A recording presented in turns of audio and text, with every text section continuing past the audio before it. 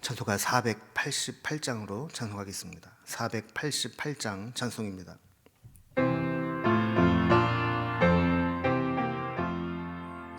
이 몸의 소망 무언가 우리 주 예수뿐일세.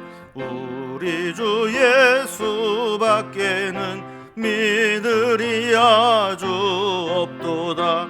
주 나의 반석이시니 그 위에 내가 서리라. 그 위에 내가 서리라. 무섭게 바람 부는 밤 물결이 높이 설렐 때 우리 주 크신 은혜에 소망에 닻을 주리라.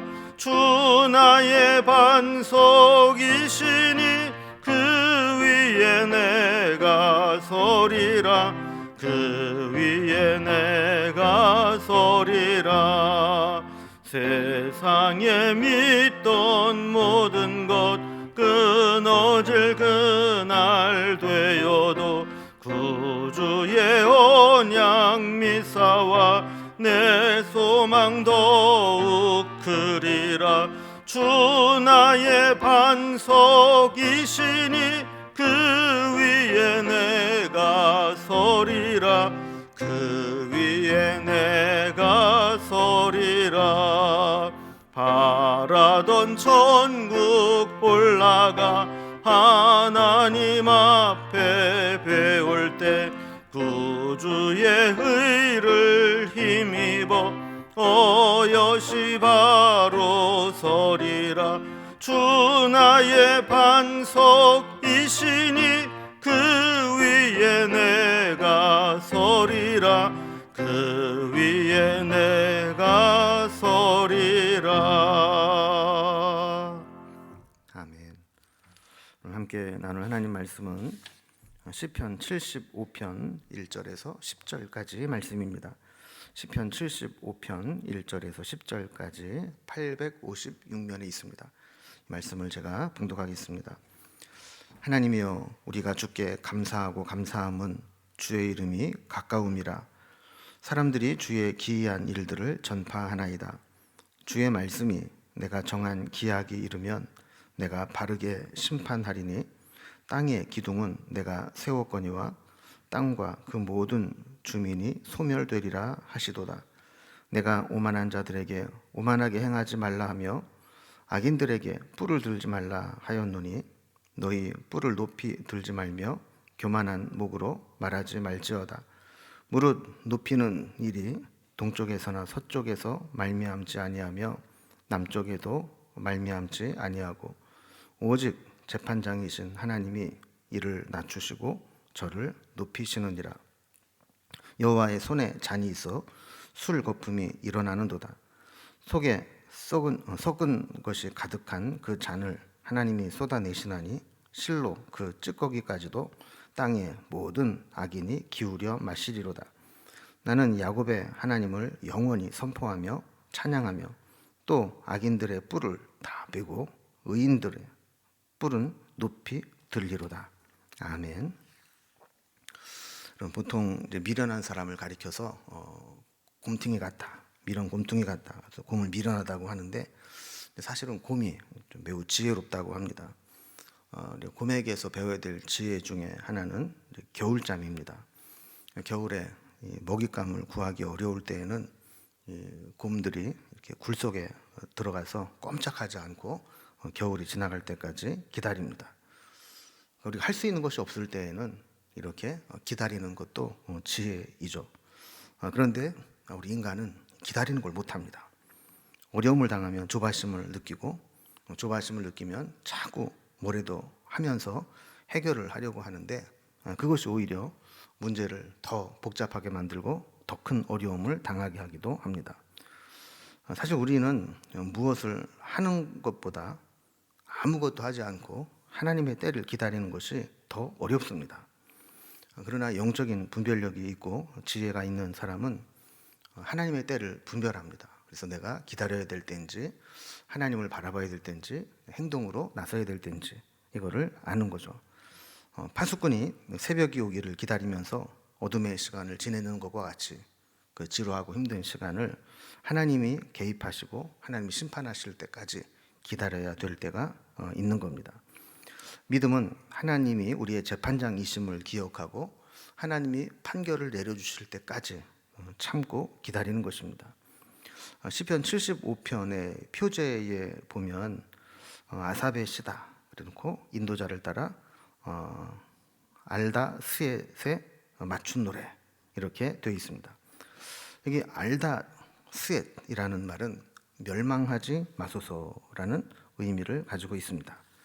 자, 그러니까 이렇게 막 절박하고 고통스러운 상황 가운데서 우리를 멸망하지 말아달라 하는 간절한 마음을 표현하는데 맞는 그런 곡조라는 겁니다.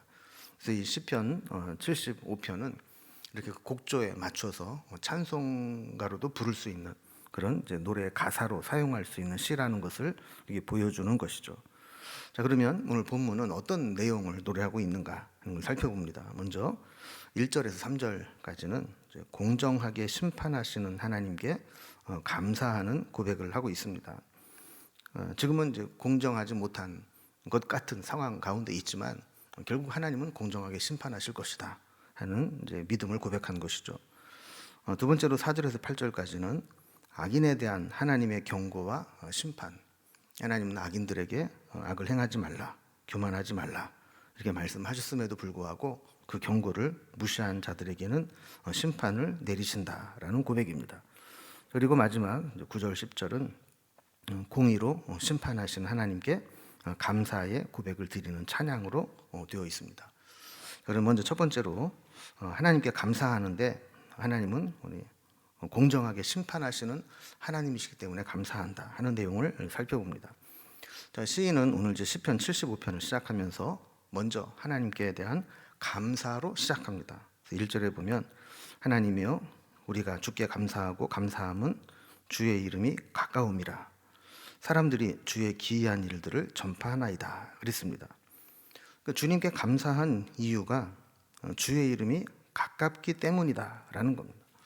이 주의 이름이 가깝다라고 하는 것은 하나님의 임재 그리고 하나님의 간섭, 개입하심이 가까이 임했다라는 표현입니다. 지금까지 이제 살펴본 아삽의 시들을 이렇게 보면 신앙적 갈등 속에서 하나님과 영적인 그런 씨름을 하면서 쓴 시다, 이런 갈등을 겪으면서 쓴 시다라는 것을 보게 됩니다. 이 패턴이 비슷하죠. 악인이 악한 방법으로 형통하고 힘을 얻습니다. 이렇게 악인이 자신의 형통함을 얻게 되면 교만해집니다. 그래서 선한 사람들을 조롱합니다. 거기에다가 하나님은 이런 모든 과정들에 침묵하고 계신 것처럼 보입니다. 이럴 때 신앙인들은 시험에 들고 회의에 빠지기 쉬운 것이죠. 그러나 믿음의 사람은 기다리다가 한 가지 분명히 깨닫게 되는 것이 있습니다. 그것은 하나님이 언젠가는 개입하신다라는 겁니다. 침묵하시는 것처럼 보이고 간섭하지 않는 것처럼 보이시지만 때가 되면 하나님이 개입하신다는 거예요. 그러니까 주의 이름이 가까움이라고 하는 것은 이렇게 하나님의 개입하심이 시작되었다라는 겁니다. 우리 모든 고민과 갈등과 문제들은 이렇게 하나님께서 개입하시면 깔끔하게 다 끝나는 것을 보게 되죠. 주님이 개입하시고 심판하시기 때문에 모든 갈등은 다 눈 녹듯 사라지고 마는 겁니다. 2절과 3절은 시편에서는 드물게 하나님이 직접 하신 말씀을 인용한 직접 화법으로 기록되어 있는 부분입니다. 그래서 2절, 3절을 보면 주의 말씀이 하면서 주님이 이렇게 말씀하셨다는 거예요. 내가 정한 기약이 이르면 내가 바르게 심판하리니 땅의 기둥은 내가 세웠거니와 땅과 그 모든 주민이 소멸되리라 하시도다 그랬습니다. 자, 주님이 뭐라고 말씀을 하셨는가? 내가 정한 기약이 이르면 내가 바르게 심판할 것이다. 그러니까 우리가 볼 때에는 하나님이 우리의 일에 무관심하신가? 하나님은 모르시는가? 개입하지 않으시는가? 이런 이제 회의를 품고 살아가기 쉽지만 하나님은 하나님이 정하신 때에 가장 정확하고 적절한 때에 우리에게 개입하시고 임하신다라는 것입니다. 하나님이 정하신 때가 이르면 그동안 침묵하고 있는 것처럼 보였던 하나님이 심판자로 임하시게 됩니다. 구경꾼이나 중재자가 아니고 최종 판결을 내리는 심판자로 임하시게 된다는 거예요.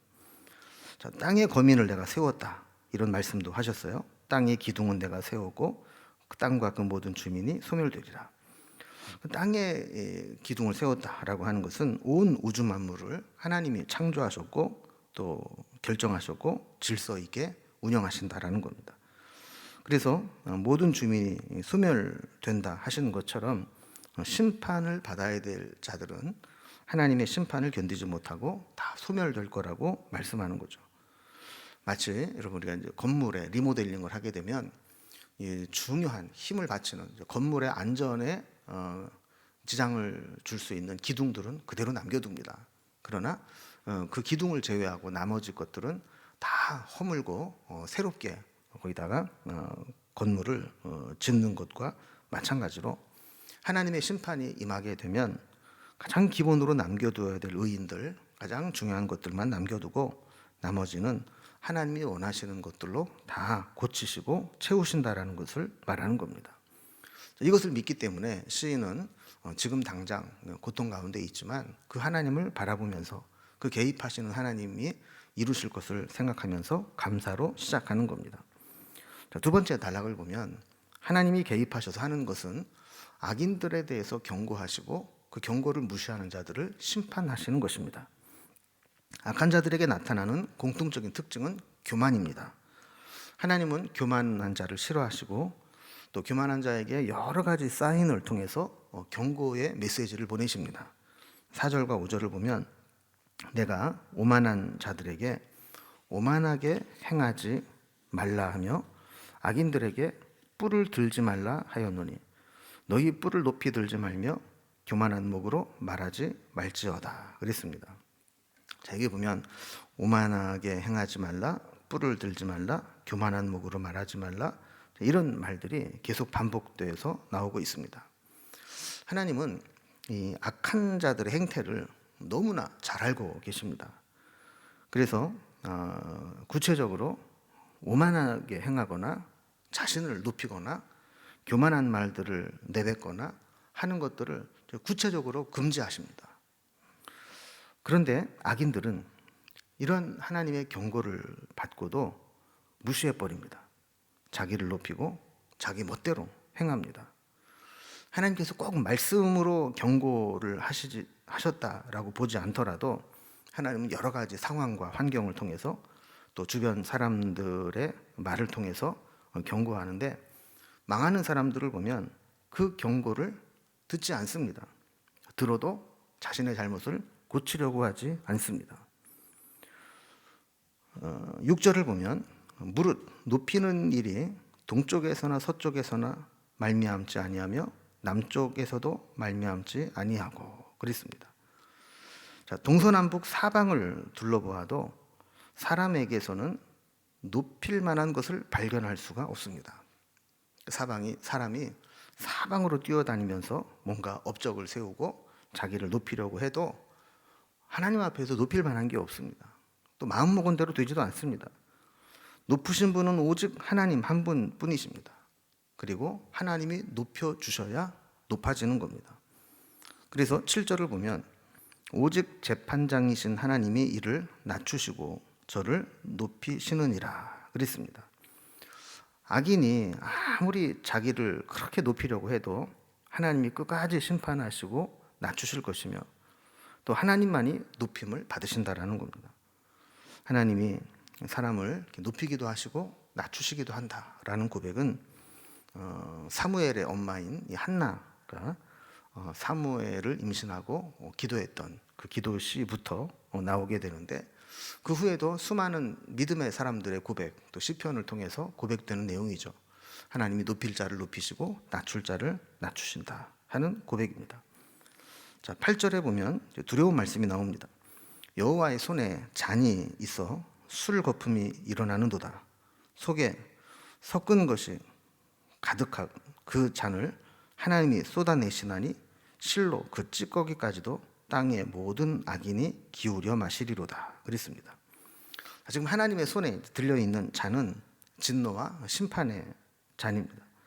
술 거품이 일어난다라고 하는 것은 오랫동안 이렇게 막아놓았던 이 발효된 포도주와 같은 술이 더 이상 견디지 못하고 부글부글 끓고 거품이 일어나면서 터지기 일보 직전이라는 겁니다.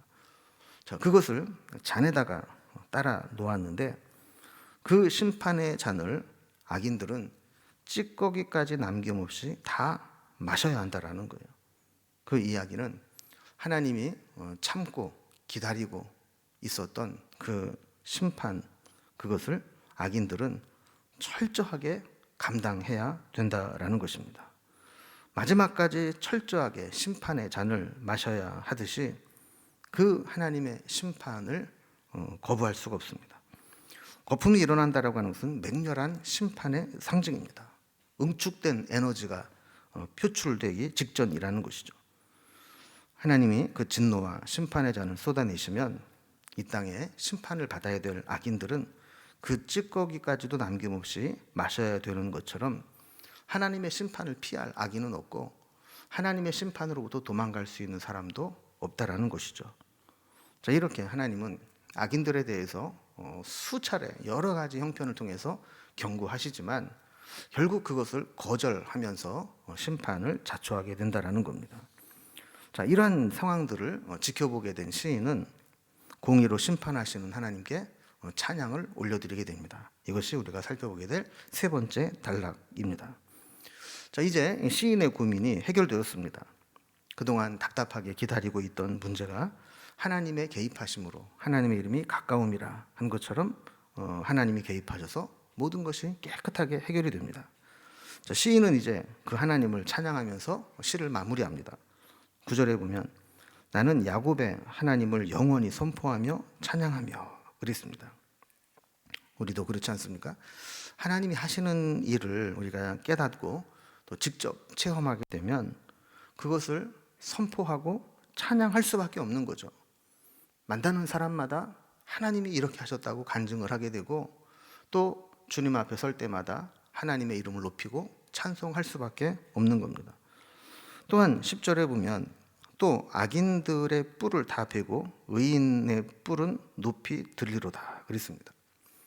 여러분, 성경에서 이 뿔이라고 하는 것은 힘과 권세와 능력과 위엄과 자랑을 상징하는 용어입니다.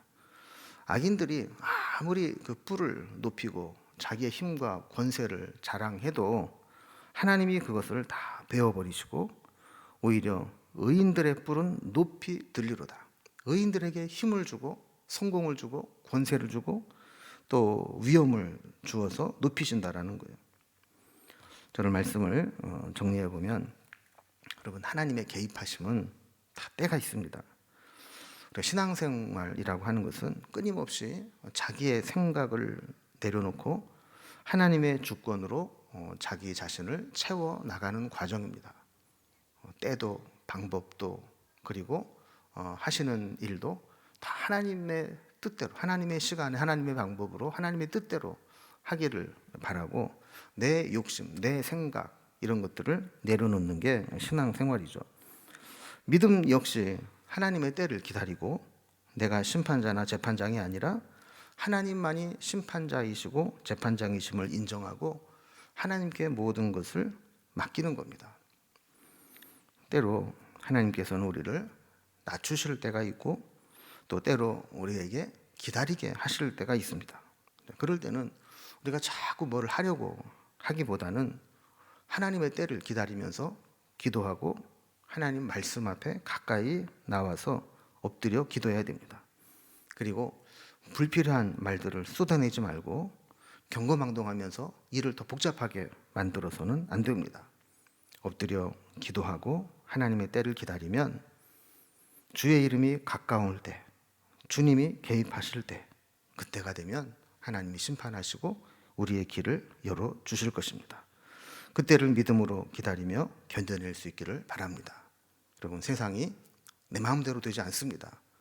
내 마음대로 되지 않는다고 화를 내고 짜증을 내봐야 아무런 유익이 없습니다. 내 뜻대로 안 되고 내 마음대로 안 될 때 오히려 더 엎드려 기도하고 하나님의 때를 기다리는 것, 이것이 가장 지혜로운 것입니다. 이때 조심하지 못하고 함부로 말을 막 내뱉거나 함부로 막 이것저것 하다 보면 오히려 그것에 스스로 걸려 넘어지게 되는 것이죠. 하나님은 우리의 재판장이 되십니다. 공의로운 심판자가 되십니다. 때가 되면 정확하게 모든 것을 심판하실 것입니다.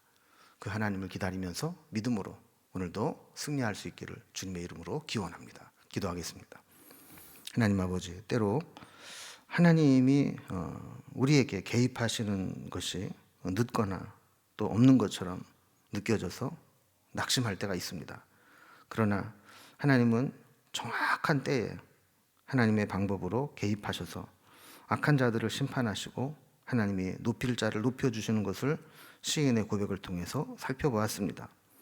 우리도 하나님의 개입하심, 또 하나님의 주권, 하나님의 심판자이심을 기억하면서 내가 무엇인가를 다 심판하고 결정하고 내가 모든 것을 하려고 하기보다 하나님이 하실 일을 기다리면서 믿음으로 하나님의 때를 기다릴 수 있는 믿음을 갖게 하여 주옵소서.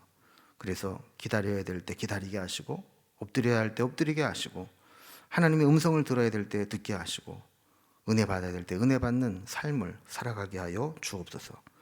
오늘도 하나님의 때를 분별할 수 있는 영적인 분별력을 허락해 주시고 주님의 인도하심을 따라 살아가기를 소망하며 오늘 하루도 하나님 은혜로 이끌어 주옵소서. 예수님의 이름으로 기도드리옵나이다. 아멘. 각자의 기도 제목들로 자유롭게 기도하시겠습니다.